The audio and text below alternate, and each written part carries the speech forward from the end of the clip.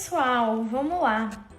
Não sei se vocês já estão sabendo, se caíram aqui de paraquedas. Hoje a gente vai iniciar uma imersão de ergonomia aqui nas lives do meu Instagram.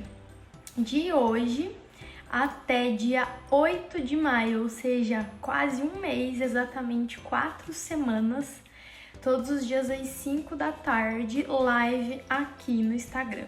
E hoje, no primeiro episódio da Maratona da Ergonomia, a gente vai falar sobre pilares fundamentais em uma análise ergonômica do trabalho. Antes de começar a falar em pilares que eu acho fundamentais, eu queria deixar bem claro aqui, e quem já me acompanha há algum tempo sabe como isso para mim tem muito valor, que é o seguinte: cada profissional é único, cada análise ergonômica do trabalho é única, não existe aquilo de certo ou errado, a gente sabe que tem caminhos a seguir que dão mais resultado do que outros, mas todos os profissionais são livres para fazer o trabalho da maneira que achar mais adequado, da maneira que ele acredita. E por isso, por eu saber que todo mundo tem um perfil diferente de trabalho, que tá tudo certo, né? Que as pessoas trabalham diferentes e que as pessoas desenvolvem seus processos de trabalho diferente também, é que os pilares, por saber disso e por ser totalmente aberta com isso e muito tranquila em relação a isso, é que os pilares que eu vou abordar com vocês hoje são pilares que, independente da maneira que o profissional atua e trabalhe, o método que ele utilize de análise ergonômica do trabalho, independente disso, esses pilares são fundamentais e que nenhuma pessoa talvez precise alterar todo o processo de trabalho dela por conta desses pilares, justamente porque são pilares ajustáveis, né? Mas são dicas muito valiosas para quem de repente está desenvolvendo seu processo de AET, está começando a trabalhar com ergonomia, ou até mesmo para quem pretende começar a trabalhar com ergonomia, e também, obviamente, para quem já trabalha, porque a gente, na ergonomia, a gente vai desenvolvendo, né, o nosso trabalho para sempre, não tem fim. A gente se evolui como profissional, na verdade, eu acredito que em cada cliente que a gente vai. Eu nunca saio a mesma Débora de um cliente novo, nunca eu sou a mesma pessoa, nunca o meu conhecimento estagna, eu nunca deixo de aprender algo novo, né? Todo cliente tem uma novidade, eu sou uma nova pessoa. Então, por isso que, respeitando o jeito que cada um trabalha, o processo de ergonomia de cada um, mesmo assim esses pilares vão ajudar todo mundo. Primeiro pilar que eu elenquei, que assim, eu acho que isso é já até clichê, mas a gente tem que se atentar, e não porque é um clichê, e sim porque é necessário. Vamos lá, primeiro pilar fundamental de uma AET: saber a demanda desta análise. E não é só por saber, é porque saber a demanda da análise ergonômica vai te direcionar para o olhar que você precisa ter para aquele cliente, para aqueles funcionários e para aquela situação. Então, isso a gente já precisa saber lá no ato do nosso orçamento, não é mesmo? Porque, veja, se eu não sei direito a demanda da minha análise ergonômica, imagine o cenário possível, que é bem comum. Essa análise ergonômica, às vezes ela tem um prazo, às vezes ela veio de um pedido de uma fiscalização. E se você não tem claro isso, que tem um prazo, que veio de um pedido de uma fiscalização, você pode errar no tempo que você planejou para fazer, no prazo que você vai dar para essa empresa. Às vezes é uma situação específica, não precisa ser uma análise de vários setores ou de todos os setores, às vezes é uma análise específica de um setor ou de uma função.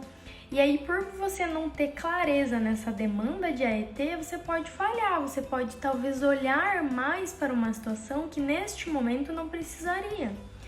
Às vezes você está deixando de olhar mais para a situação que mais precisa nesse momento porque a demanda pede que você olhe mais para isso, entende? Uma empresa, ela tem milhões de situações, de exigências, de muitas funções diferentes e que tem muita coisa para ser olhada. Só que se você ignora a demanda, o motivo daquela análise, às vezes você pode estar olhando para uma situação que não deveria ter um olhar tão profundo nesse momento. De repente era uma outra situação. Então, muito importante. E logicamente vai determinar lá no teu orçamento. Por isso que quando uma empresa chega para mim solicitando um orçamento, a primeira pergunta que eu faço, e os alunos da mentoria sabem disso, e os alunos que vão começar a mentoria esse mês também sabem disso, vão saber disso, é a primeira pergunta que eu faço. Qual o motivo da análise? Por que você está buscando isso hoje? Né? O que te motivou a procurar por este serviço hoje, na data de hoje? Porque pode ter muitas demandas de análise, né? Então, acho que o primeiro pilar fundamental de uma ET é você entender o porquê que aquela empresa está pedindo isso agora, né? E quais são os objetivos dela com essa demanda? É só para cumprir norma? Ou é para descobrir por que está tendo muita queixa em um setor? Ou é para descobrir por que tá tendo tanta rotatividade de trabalho naquele setor? Por que as pessoas não param naquele setor? As pessoas duram pouco tempo? Será que está exigindo muito, né, ergonomicamente? Então, entender a demanda, saber o motivo dessa demanda é muito, muito importante, tá? Gente, segundo pilar fundamental antes de começar uma análise ergonômica do trabalho, que aí é um passo antes de começar todo esse trabalho que é fundamental. Então, você entendeu o motivo da demanda, você enviou um orçamento, essa análise fechou. Qual é a primeira coisa que você tem que fazer, que é um dos pilares fundamentais de uma ET? É informar, né, deixar os colaboradores dessa empresa cientes, conscientes do que irá acontecer. Por que eu digo isso? Principalmente se você é um consultor externo, que você está fazendo um trabalho pontual lá ou iniciando um projeto de gestão lá dentro, os funcionários muitas vezes eles nunca te viram, eles não entendem o que você está fazendo lá. E aí de repente você começa fazendo muitas perguntas, tirando foto, fazendo medida, vídeo, e aí você acaba por assustar esses funcionários. Então, a primeira etapa, depois que você fechou um orçamento, antes de qualquer coisa, antes de começar qualquer coisa, neste trabalho de análise ergonômica do trabalho, você precisa deixar os trabalhadores cientes do que vai acontecer nesses próximos dias. E como que você faz isso? Eu, pelo menos a primeira etapa desse processo, eu converso com quem me contratou, às vezes quem orça com a gente, né? TST, RH, donos de pequenas empresas também, de microempresas.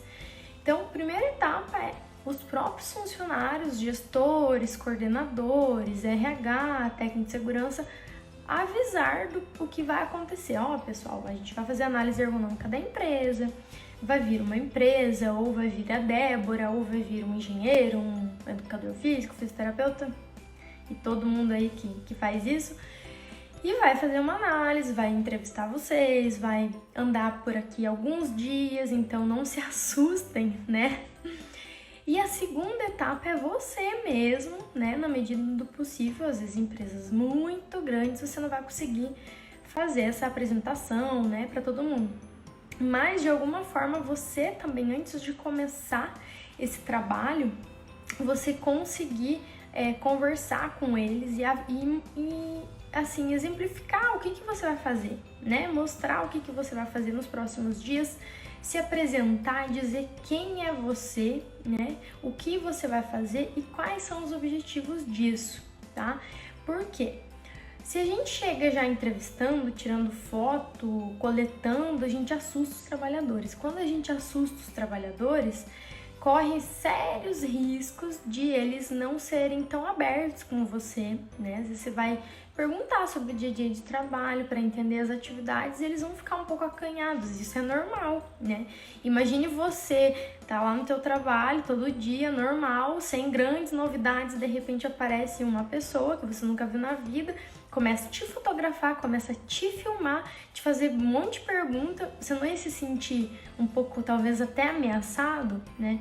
Então você tem que se apresentar, você tem que, às vezes, de repente, até placas em murais, olha, tal dia até tal dia, no refeitório, deixar, né, um quadro de avisos.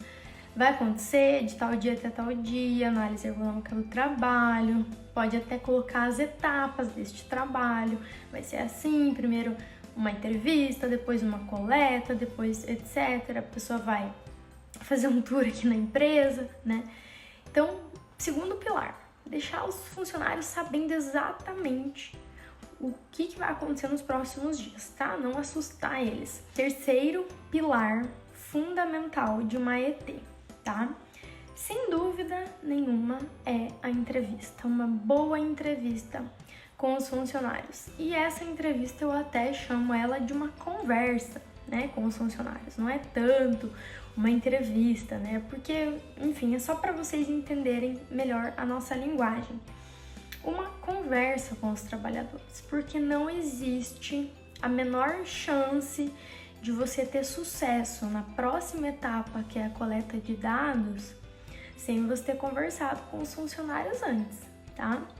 Então, assim, conversar, entrevista, tenha um roteirinho para você, para te guiar, né, das exigências ergonômicas que você quer ter conhecimento, dos fatores de riscos ergonômicos, e também deixe uma abertura, né, para o colaborador poder te relatar situações que talvez não estejam no teu roteiro, né?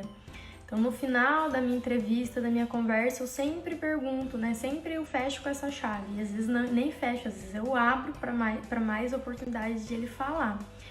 Que é o seguinte: fulano, de tudo isso que a gente já abordou, das perguntinhas que eu te fiz de biomecânica, de postura, de carga, de imobiliário, de organização aqui do teu dia a dia, das suas tarefas, da carga mental, tem alguma situação que a gente não tem abordado, que você acha interessante me falar, porque como você já sabe, porque a gente já se apresentou, né, ele já sabe o que a gente tá fazendo, porque como você já sabe, nos próximos dias eu vou fazer as análises e se eu encontrar situações que eu posso melhorar aqui no teu dia a dia de trabalho, eu vou fazer o possível como ergonomista para melhorar. Então deixa isso aberto, né, para ele ter essa oportunidade de relatar alguma situação que de repente não deu tempo de abordar, ou não estava no teu roteiro, ou não estava explícito que isso poderia ter ali naquela função dele, né? E aí você dá essa abertura. Então, assim, conversar com os trabalhadores, entrevistar, ter o teu roteirinho é fundamental, tá? Pra você fazer um panorama geral daquela função que você vai analisar, daquelas pessoas que você vai analisar antes, porque sem isso a tua coleta ela vai ficar toda bagunçada, você não vai saber o direito que você precisa coletar, porque você não tem um conhecimento prévio sobre o que você vai encontrar lá. Tá? E aí eu já tô quase entrando no quarto pilar fundamental de uma análise ergonômica do trabalho, que é a coleta de dados inteligente, né? E a entrevista e a coleta de dados inteligente, elas estão muito próximas, muito coladas, uma depende da outra.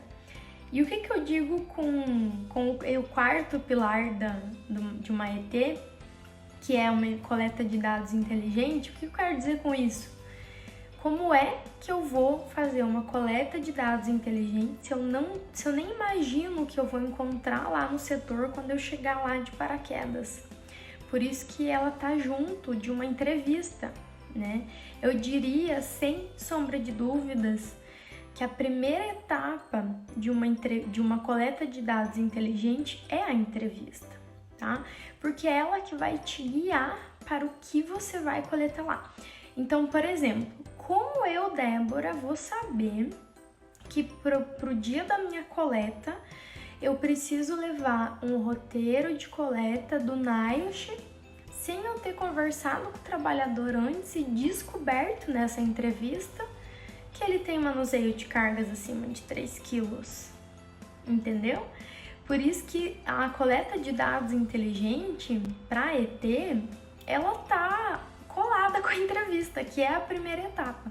Então eu, Débora, eu só sei que eu preciso levar o formulário de coleta para NIOSH, para postura estática, para puxar e empurrar cargas, para, sei lá, N situações. Eu só sei que eu preciso levar esses formulários de roteiro de coleta porque na entrevista ele me guiou, né, me dizendo que essas exigências ergonômicas existiam e que por isso eu precisava levar esse roteiro e fazer essa coleta.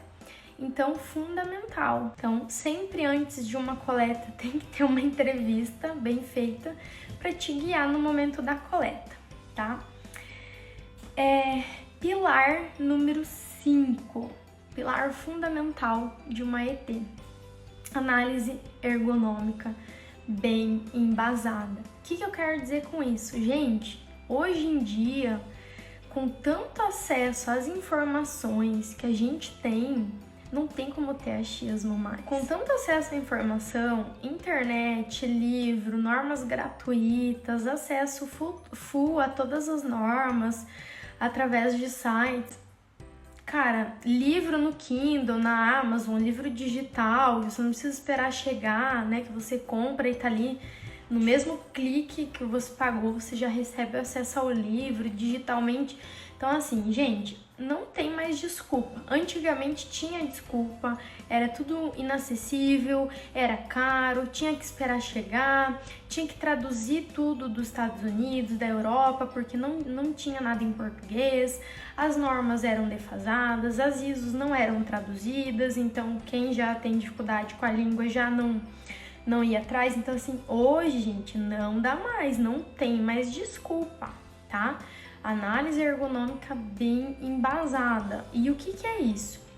É não ter achismo, tá? É você basear toda a sua análise, suas respostas, seu diagnóstico, sua conclusão através de embasamentos. Que tipo de embasamento, Débora? Como que é o fundamento que eu embaso a minha ET? A gente tem várias formas, tá? E tem exigências ergonômicas que a gente tem 10 referências diferentes para embasar. E tem outras que a gente tem uma ou tem muito pouco, né? Assim, do que a gente conhece, né? Até então. Então, depende, mas eu vou citar todas as maneiras de você embasar a tua análise e ter segurança para fazer a tua análise ergonômica. Primeiro, lei, tá? Lei, sempre eu acho que a primeira coisa que a gente olha é para a lei, porque é o que a gente mais tem que responder, principalmente porque o nosso trabalho, ele cria um histórico legal, né? Então, por conta de ações trabalhistas. Então, sempre que tem ação trabalhista, então a gente tem que pensar bem fora da caixinha mesmo, bem mais do que a gente consegue enxergar como técnico aqui hoje. Sempre que tem processo trabalhista e tudo mais relacionado à ergonomia, o que é pesado, assim, que eles batem muito nos códigos da lei e nos códigos normativos das nossas normas. Então, a primeira coisa que a gente tem que olhar é para isso, sem dúvidas, tá? Então, lei e norma, primeira coisa, beleza? Depois disso, a terceira coisa que a gente olha, aí sim vem ferramentas ergonômicas validadas e literatura, tá? Então, primeiro lei, depois norma, e depois eu digo ali juntas literatura científica e ferramentas ergonômicas, tá? Até porque ferramentas ergonômicas validadas, elas já vêm de uma literatura muito bem fundamentada, porque senão elas não conseguem se validar no meio científico da ergonomia. Então, elas andam juntas, tá? E, obviamente, os outros dois que andam juntos também é a observação direta e o feedback do próprio ergonomista, do próximo responsável técnico.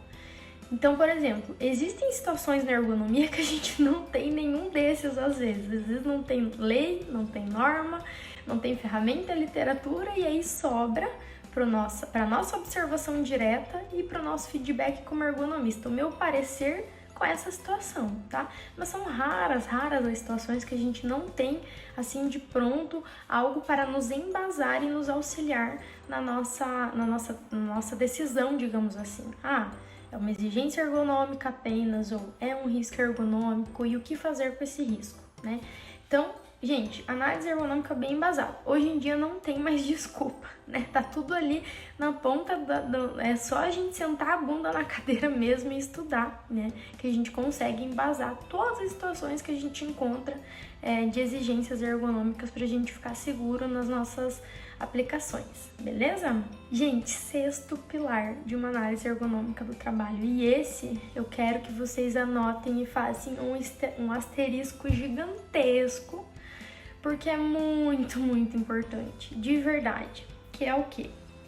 Evidenciar também os pontos positivos da empresa.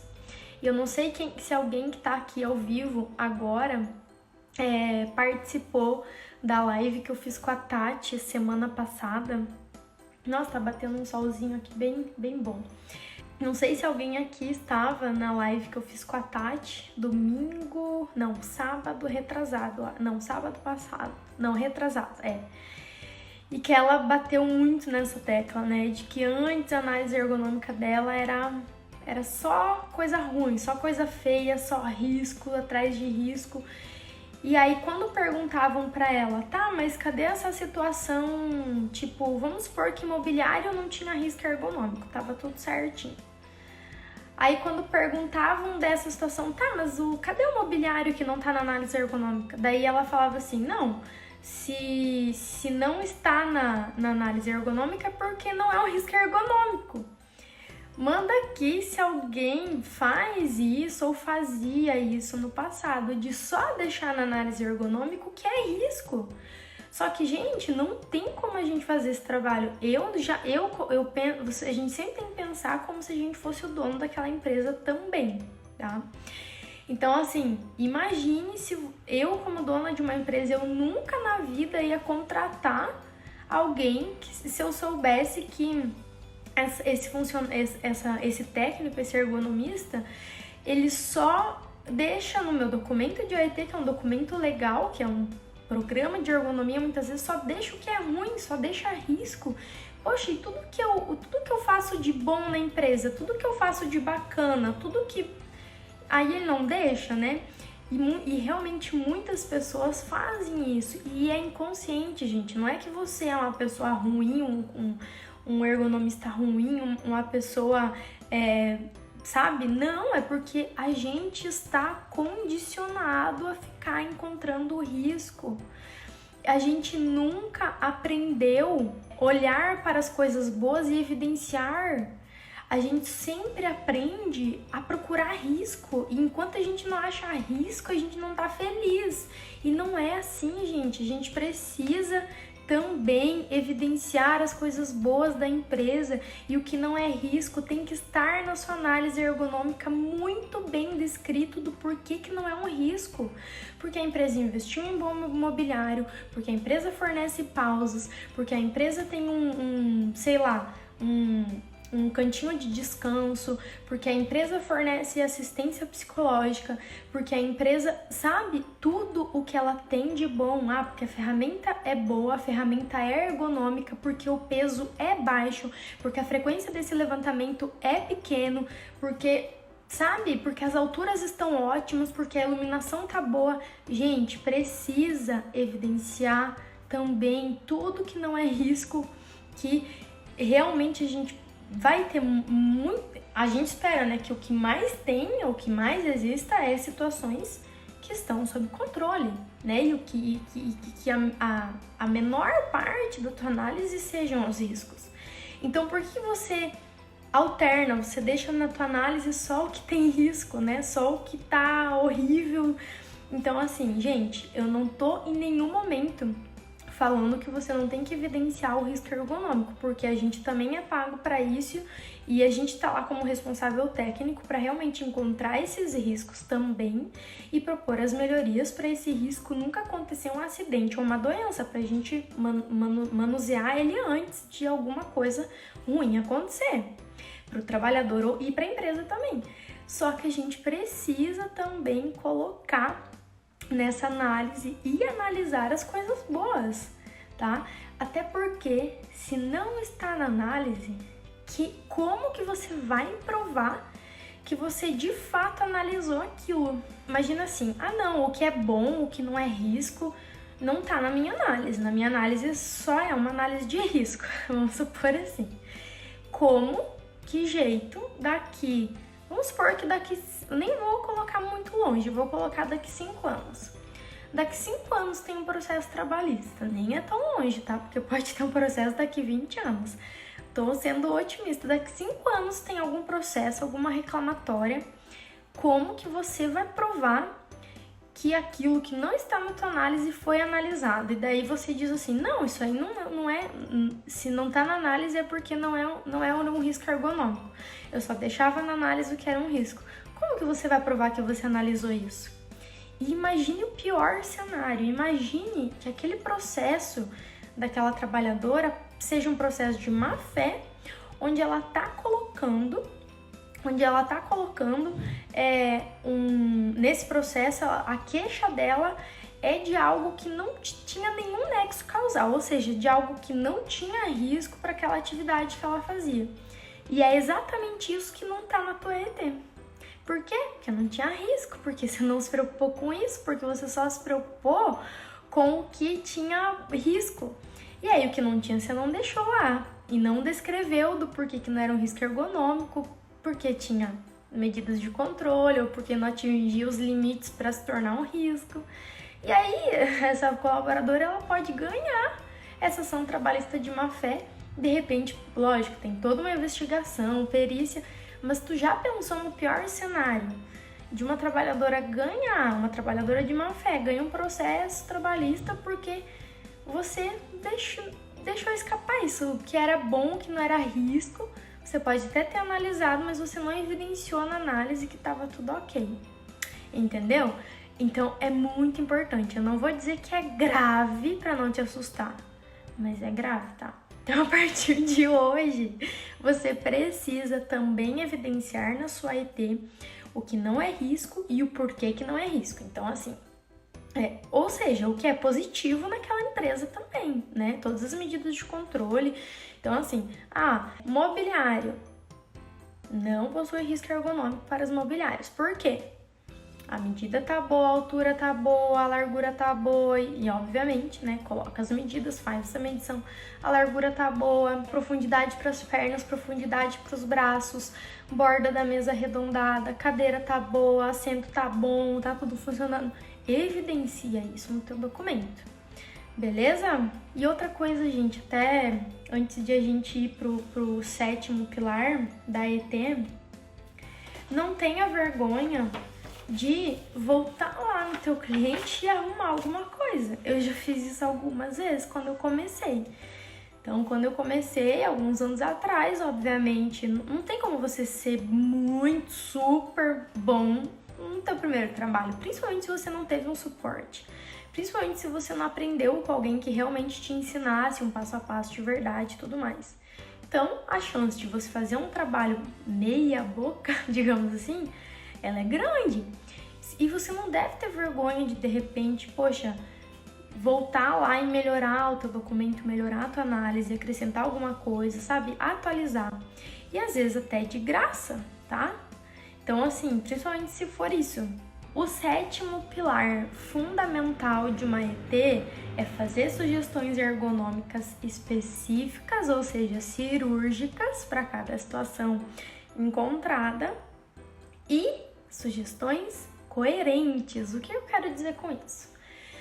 A gente às vezes olha análises ergonômicas muito genéricas. Então, assim, sugestões ergonômicas genéricas.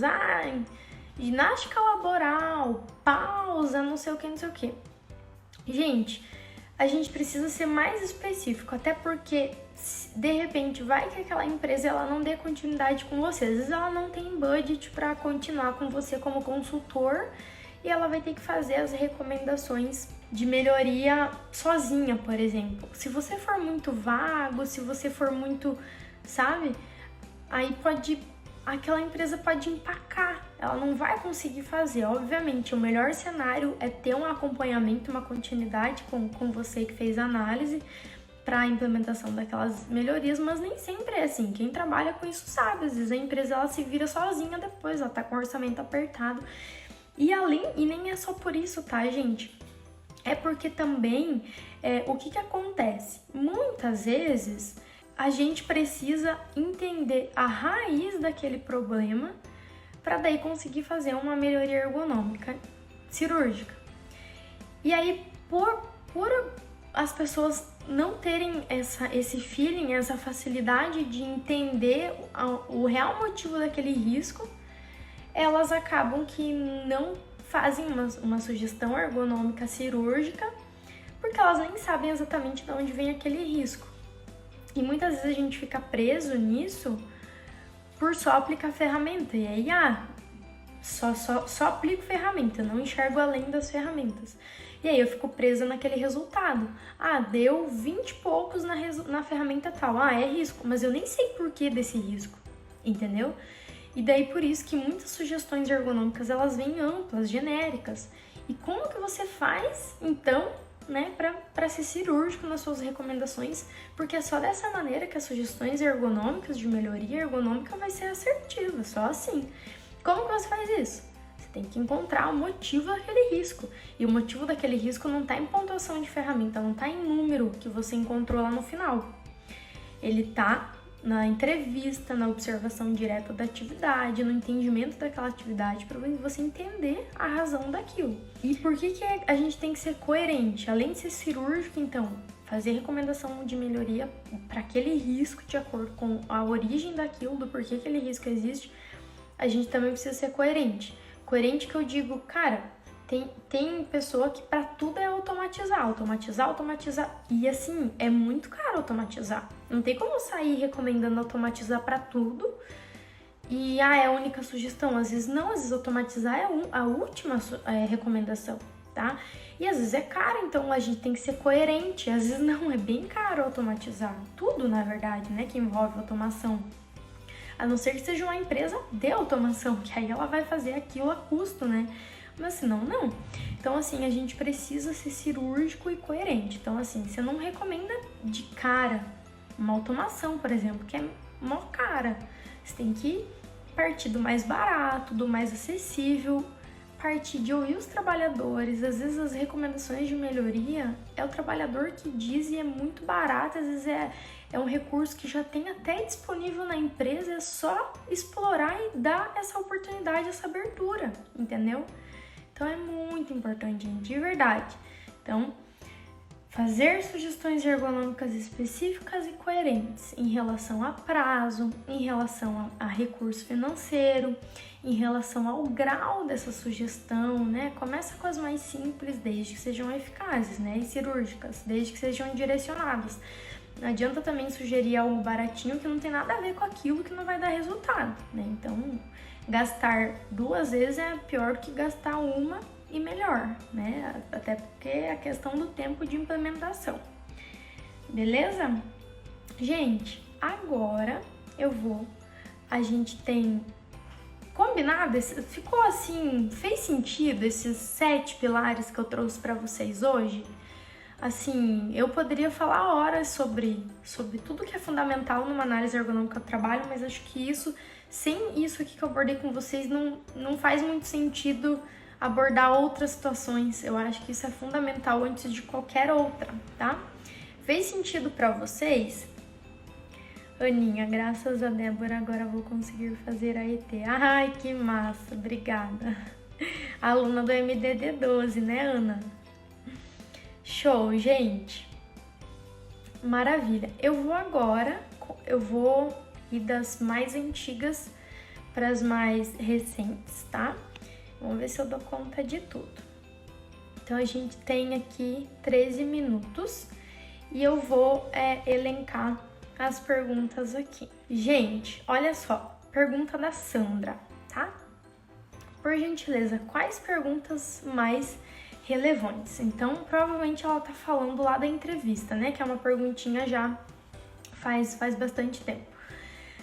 Olha só pra você ter uma noção, o meu roteiro de perguntas, ele tem mais de 50 perguntas. Então, mas pra eu te falar as perguntas mais relevantes, não dá tempo aqui, a gente só tem 12 minutos.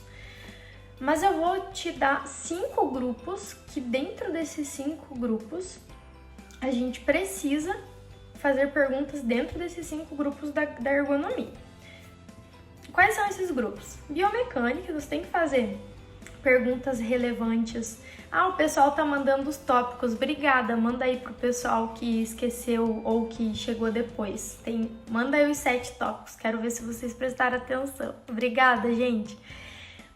Primeiro grupo de perguntas, biomecânica. Então, sobre a postura, se tem postura incômoda, se faz manuseio de carga, se flexiona muito a coluna. Então, todas as perguntas que envolvem postura e biomecânica, tá? O segundo grupo, muito importante, o grupo de perguntas de ordem organizacional. Então, turnos, pausas, ritmo de trabalho, cadência, que mais? Horário de almoço, horário de compatível de descanso e de trabalho, né? Se tá muito pesado isso ou se tá compatível. Terceira ordem de perguntas, né? Terceiro nível de perguntas relacionado a mobiliários e equipamentos, tá? Então, é um outro grupo grande da ergonomia que a gente pergunta sobre ferramentas que ele usa, equipamentos, tá? Mobiliários, cadeira, mesa, né? E tudo mais.